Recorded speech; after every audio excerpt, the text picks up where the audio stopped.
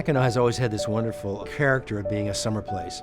Always. Whether it was Native Americans who came here 1,000 years ago, the fur trade was the dominant industry for 150 years, fishing was a summer industry, and now we are still in the era that began right after the Civil War of Mackinac as a summer resort. I like Mackinac because it erupts with life and then it closes down. So you come up here, say in April, you might have a nice day here and there, and you think it's never gonna turn green and flower. And then it seems one day, poof, it's all there and people are here and it's beautiful. It's just got an energy about it that's very calming and soothing. I love going for walks in the woods. I love riding my bike around the island and sitting on the beach and throwing stones in the water, just hearing the waves all the time. It's the horses, it's the whole atmosphere, because it's like a slice of history. It's so beautiful. It's just always been a part of my life or part of my family's life, and it's kind of like home. It's a magical place that when you get here, and then it never leaves you either. You always want to come back. Every day I sit and I listen to the front desk and they say, "Oh, we got married here 37 years ago. Oh, we met here. Oh, I worked here." I love everything about it, and I love that I got to be a part of this hotel. I mean, this hotel is full of history. I mean, who would want to get away from a place like this?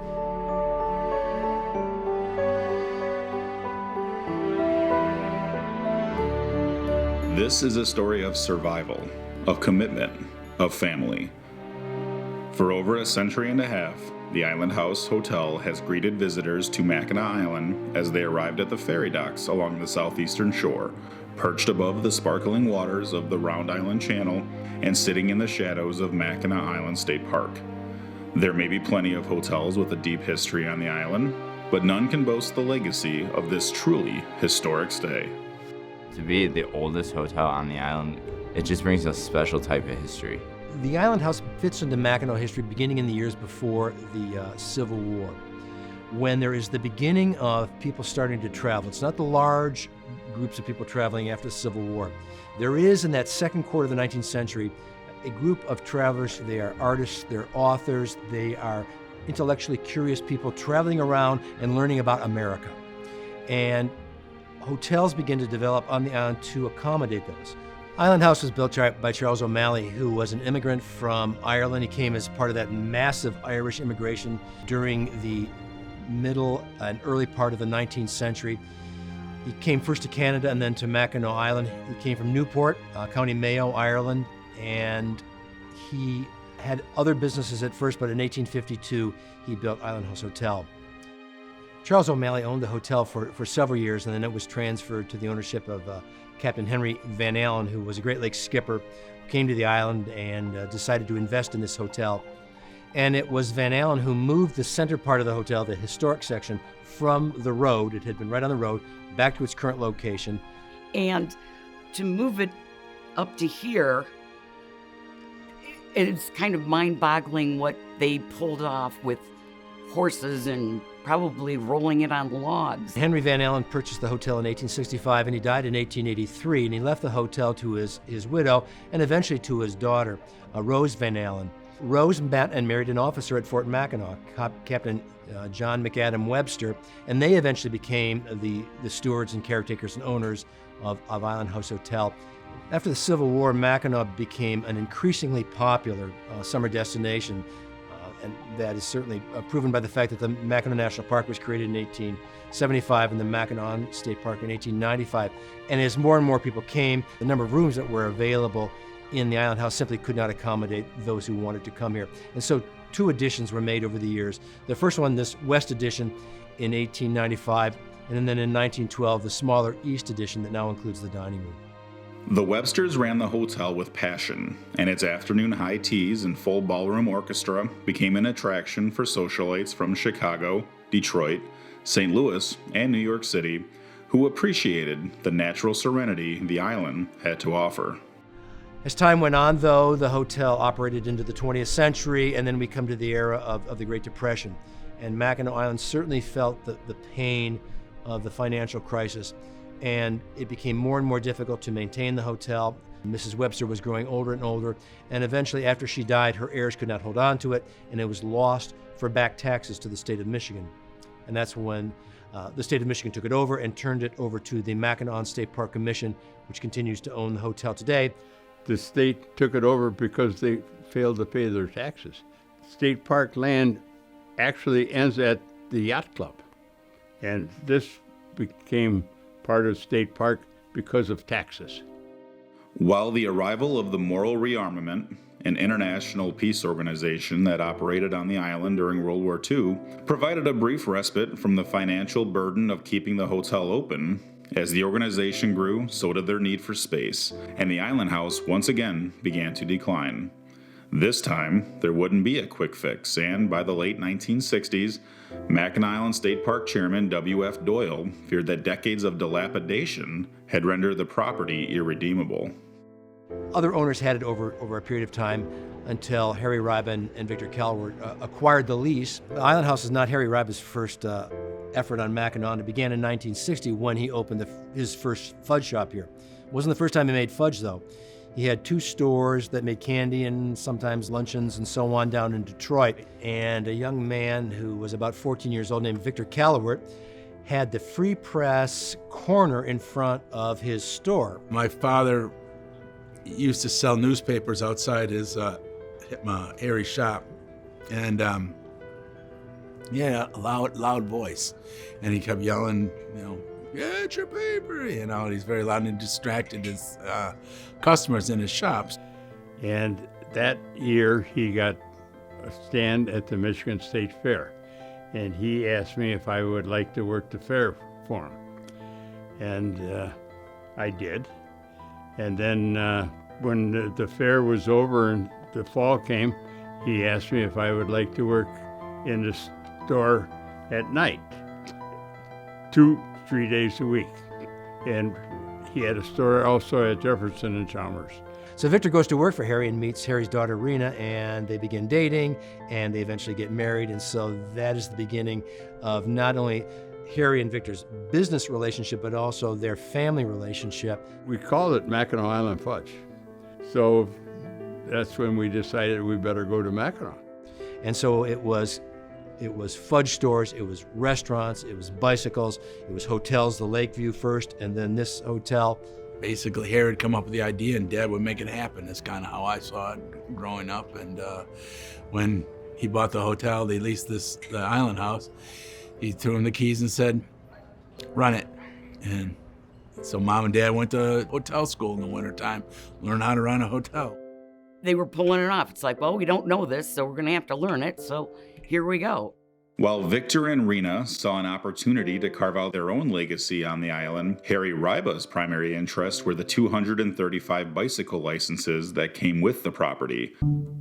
Gold for any aspiring Mackinac entrepreneur at the time. He saw it early on. He was a very smart man, and he didn't really want to be in the hotel business. He wanted to be in the bike business. Dad always loved a challenge, and the reason that Grandpa wanted this is because he wanted the bike licenses. So it was like the hotel was like, just open it.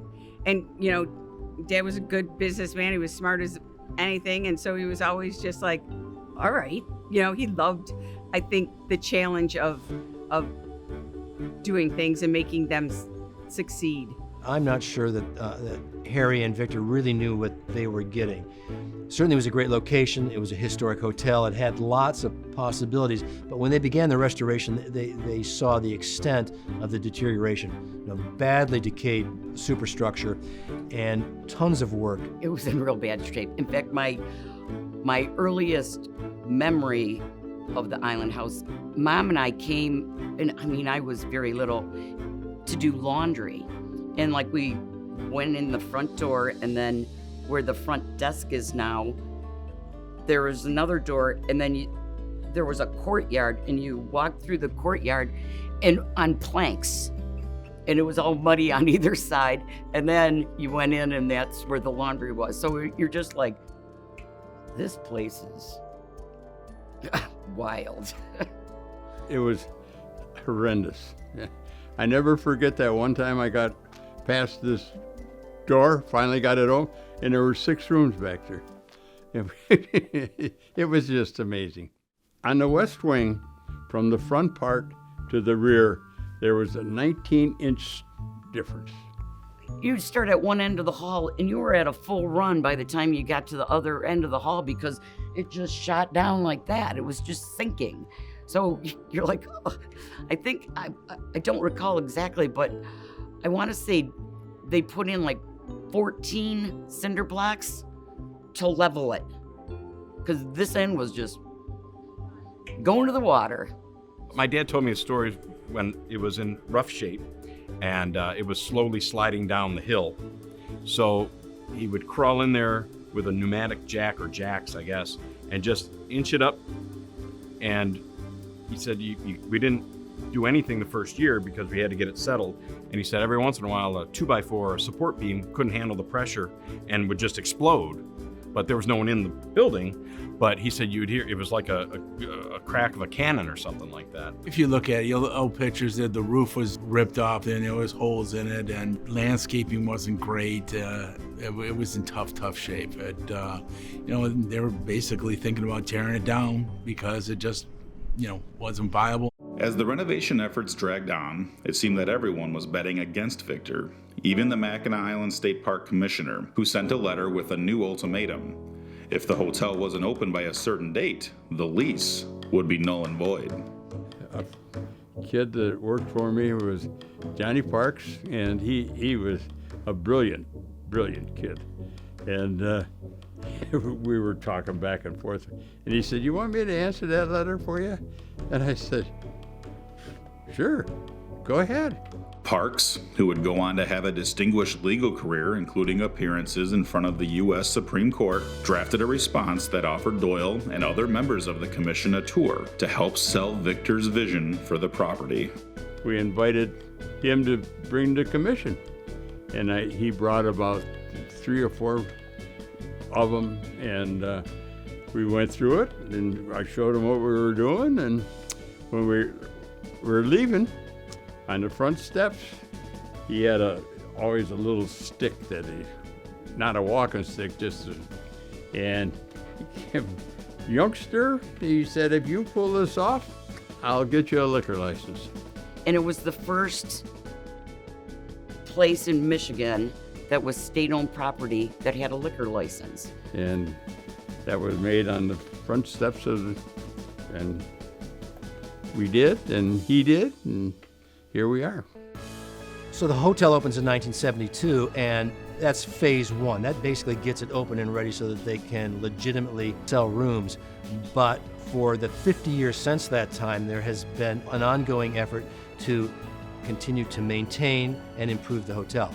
Remembering always that it's on a lease from the Mackinac State Park Commission. So there's always this relationship between the commission, which owns the building and is requiring the owners to set money aside to invest in the property, and the Callowert and Riba family doing the work.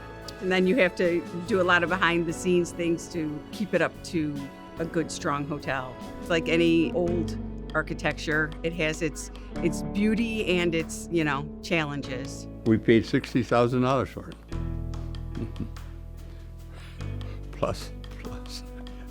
Plus a few million that we put into it, yeah.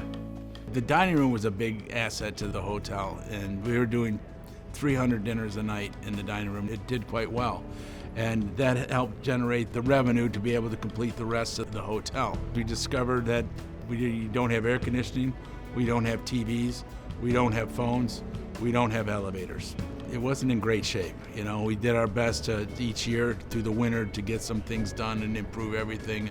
We just had many requests for a pool, a lot of. So that's what we tried.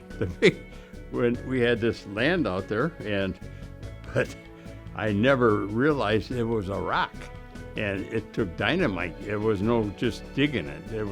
You had to blow it apart. It was quite an undertaking. And so we started building the pool house and had plans, and Dad said, I don't know why we don't put rooms on top of that pool house. And I said, pretty good idea, Dad.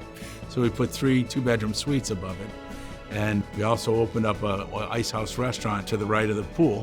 And I think it had 30 seats, 40 seats, and it was just It's like a small bar and grill that guests could. We didn't serve lunch here at the time. This took that place, so you have lunch. It just went on, and we kept improving and improving, and to this day. And we discovered that there's on the east side of the dining room there were old windows that were there that they boarded up to build the dining room like it is now. And so we decided to open those windows back up so you could get some natural light all the way back. And that's turned out really well. She's always a work in progress. You're like, okay, we can get this done. And then it's like, all right, this is tired, now this has got to get fixed up. Not just gonna tear it down, you're gonna just keep fixing it. And that shall last for generations. It was a good investment that obviously has paid off over time. And that has been recognized by the National Trust, naming it one of its America's Historic Hotels in 2004, which is really quite an honor to be given to the hotel. We never stop looking forward here, how we can improve, what we can do, how we can make our guest experience better. That's something that we're always thinking about. We just finished that renovation, all the hallways this winter, which they've never looked the same since we opened it in 1972. And you just keep on just renovating, and you never stop and just try to make it better. The pride I have is that we've pulled off modernization without ruining the place. You're always battling, and she's an old lady, but that's the challenge of a place like this, all wood. Everything's wood. There's no, that's poured concrete over there. It's wood, and then winter here is not easy. So that would be a lovely thing, but just to keep it going the way it is, have generations come back, generations running it, generations coming back is a wonderful thing. The Calloward family's tireless efforts to keep the Island House is a crucial component of the Mackinac Island experience. Recognized in 2020 with an Award of Excellence from Historic Hotels of America as its legendary Family of the Year, also created a loyalty in its guests that can still be seen today as they return to the hotel year after year, many passing down the experience of an Island House stay to a new generation. It's a very tremendous feeling, yes. Yes, very tremendous. Yeah.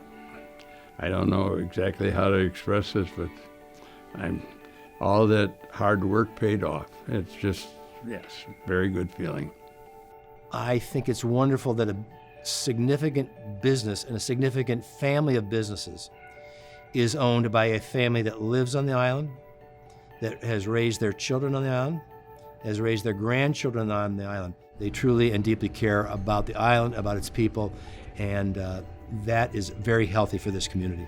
It's nice that the family that owns the Island Host Hotel, that owns Mary's Bistro, that owns Ribas Fudge, lives down the street, and they are our neighbors. They not only own businesses, but they also participate in supporting the island in a variety of different ways. Committees, on boards of directors, on nonprofits, so that their impact on the community goes well beyond just the businesses that they own. Now we have really the fourth generation of the Ryback Calloward family involved in the management and operation of these businesses. We've all been here our whole lives. My sister Mary, all the way through my little brother Greg, been here our whole lives. We remember when we got here and rented the Corby store and we're lying in bed above the Corby store. So you have those life memories. And so you're part of this island, and there's really no thought of leaving it. And you just want to make it better. Now, my cousins who are younger than me are graduating college and coming after me and keeping that going, keeping the family strong. I love the tradition of it. I feel, very proud that, my grandpa, my dad, now me, and I have two daughters, and both of them love being on the island. I just like the thought of almost like leaving them something that they can, if they take care of it, it will take care of them. And this is where we're all together. You go to any of our businesses, there will be at least one family member in every store that you go into. So you treat the customer like you would treat your family. You got to take care of your people. That's all right. If they're smiling coming in, they better be smiling going out. You got to take care of them. And you want to share it. I guess that's the part of the charm of Mackinac. You want to share this beauty, this whole place. The Callowards are a family who have stayed, true stewards of the Mackinac Island tradition. The Island House's story has become their story. It is the story of harbor scenes and sunset views. It is the story of a beachfront resort in need of rescue. It is the story of a family that has remained committed to preserving the existence of a true Michigan landmark. You come around, no matter what time of the year or when, you ride around the break wall and you look over and you see the island house standing there, and it's the first thing you see when you come into the harbor, and there's a lot of pride there, yeah. I always say when I'm coming on the boat and you see the hotel and it's so prominent, I always just am filled with a sense of pride that we're taking care of the island house. Dad always was so proud that his family was involved in this. And you feel it too. I grew up here, right? The whole family grew up here. It's part of you. Yeah, this is home. And the whole family is part of that. Sit on the porch, watch the world go by. I didn't do anything today and I'm on vacation. You can go get some caramel corn, sit there, have a glass of wine or something all day long, read your book. It doesn't matter. That view is, it's incredible. So it is preserving it, and when I pass on, I want it to be here. Imagine it could have been knocked down, and now we have the oldest hotel on the island. It could have been an empty lot or a little park or something, but it was saved, and there's a lot of history here, and it's a nice thing to have.